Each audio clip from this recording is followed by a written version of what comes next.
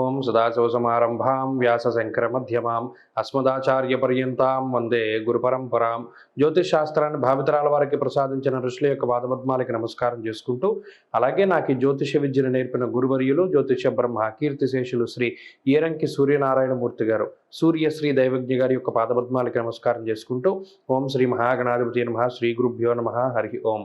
వీక్షకులందరికీ నమస్కారం.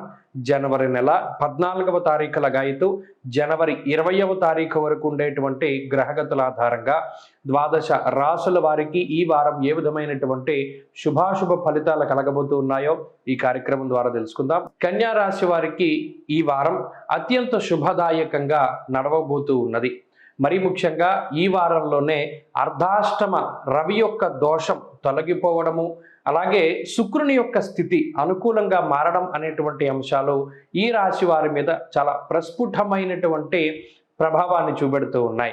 ముఖ్యంగా చతుర్థ స్థానంలో ఉన్నటువంటి బుధుడు అనుకూలించడము, చంద్రబలం ఉండడము, అలాగే ఇప్పటి వరకు శనేశ్వరుని యొక్క అనుకూలత ఉండడం లాంటి అంశాలు ఈ రాశి వారిని ముందుకు తీసుకువెళుతూ ఉంటే, అర్ధాష్టమ రవి యొక్క దోషం పోవడం, శుక్రుని యొక్క బలం పెరగడం లాంటి అంశాలు మరింత ఐశ్వర్యానికి, మరింత ఆనందదాయకమైనటువంటి సమయాన్ని గడపడానికి అవకాశాన్ని కల్పిస్తూ ఉన్నాయి. మరి ముఖ్యంగా చతుర్థంలో రవి కుజుల యొక్క స్థితి అది బంధుభావము కాబట్టి అటు బంధువులతోటి, కుటుంబ సభ్యులతోటి, లేదా సంతానముతోటి, తల్లిదండ్రులతోటి సరి అయినటువంటి సఖ్యత లేక మీరు చెప్పినటువంటి విషయాల్ని వారు వ్యతిరేకిస్తూ, లేదా వారు చెప్పినటువంటి విషయాలను మీరు వ్యతిరేకించడం ద్వారా మనస్పర్ధలు, ఇంట్లో ప్రశాంతమైనటువంటి వాతావరణం యొక్క లోటు ఏదైతే ఉన్నదో ఆ లోటు భర్తీ అవుతుంది. ఆనందదాయకమైనటువంటి వాతావరణాన్ని అనుభవించడానికి కన్యా రాశి వారికి ఈ వారం ప్రత్యేకించి అవకాశాలు అధికంగా కనబడుతూ ఉన్నాయి.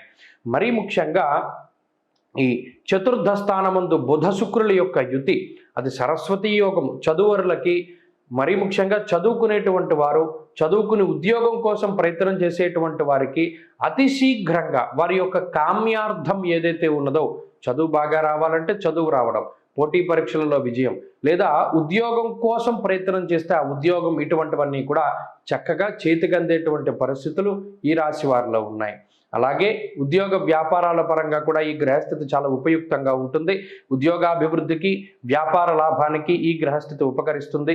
కొంత మానసిక భయం అనేటువంటిది మాత్రం ఈ రాశి వారిలో ఉంటుంది. ఆ మానసిక భయానికి కుజుని యొక్క స్థితి కారణం కాబట్టి, అలాగే అష్టమంలో ఉండేటువంటి గురుగ్రహం కూడా అటు శారీరక పటుత్వ లోపానికి, అనగా శరీరం ఏదో ఒక అనారోగ్య సమస్యకి గురి అవుతూ ఉండేటువంటి పరిస్థితికి కారణం కాబట్టి, ఆ రెండు విషయాలు తప్పితే మిగతావన్నీ కూడా ఈ వారంలో చాలా అద్భుతంగా ఉన్నాయి. మరీ ముఖ్యంగా స్త్రీలకు ప్రత్యేకించి ఈ గ్రహస్థితి మానసిక ప్రశాంతతని కలగజేస్తుంది. కుటుంబ సభ్యులతో ఉండేటువంటి మాట పట్టింపులు తగ్గుముఖం పట్టేలా చేస్తుంది. ఉద్యోగ వ్యాపారాలు చేసేటువంటి స్త్రీలు లాభపడడానికి అవకాశం ఉంటుంది. కన్యా రాశి వారు ఈ వారం మరింత అనుకూలమైనటువంటి ఫలితాన్ని సాధించడానికై విఘ్నేశ్వరుని యొక్క ఆరాధన చేయడం చెప్పదగినటువంటి సూచన. విఘ్నేశ్వరుని యొక్క స్తోత్ర పారాయణం లేదా శ్రవణం శుభ ఫలితాన్ని ఇస్తుంది. ఈ వారంలో కలిసి వచ్చేటువంటి రోజు శుక్రవారంగా చెప్పవచ్చును.